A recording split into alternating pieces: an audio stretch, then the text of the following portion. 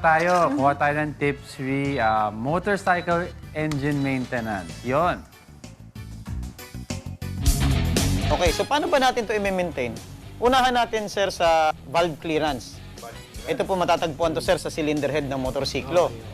Meron dyan dalawang takip na kailangan mong buksan para makita mo yung valve clearance. So, para maging mas madali, dapat po ang posisyon ng piston nasa top dead center. Doon po natin makikita yung filler gap ng rocker arm at saka ng valvula. Para malaman po natin kung ano yung tamang adjustments, kailangan po natin gumamit na filler gauge. Yun lang po ang makakapag-determine ng gap in between po dun sa rocker arm at saka sa valvula. Yung filler gauge po kasi, ito po yung magsasabi sa'yo kung gaano kakapal in thousandths of an inch na sukat.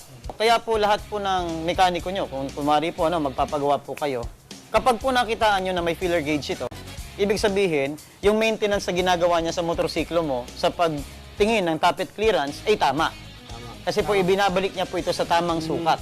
So kapag ka po yung ang mekaniko nyo po ay nag-feeling gauge, wag na po kayong uulit doon. Yun po yung tinatawag natin na feeling gauge, yung parang hahawakan lang po yung dalawang rocker, gaganyan-ganyanin, okay na to. Ito po yung cylinder block na tinatawag.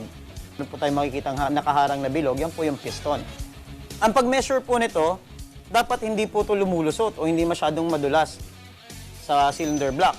Kasi kapag ka po masyado na po yan malambot, ang nangyayari dyan, sir, loose compression. So ngayon po, sir, pag may loose compression ka na, hindi nyo na-maintain ng maayos yung piston nyo, hindi nyo nililinisan, hindi nyo pinapacheck yung piston, madalas po ang nangyayari niyan, lumulusot po yung compression niya sa ilalim.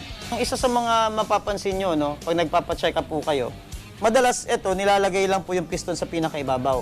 Tapos kinukuskus po yung carbon doon. Yun po yung tamang paraan sa paglilinis ng piston.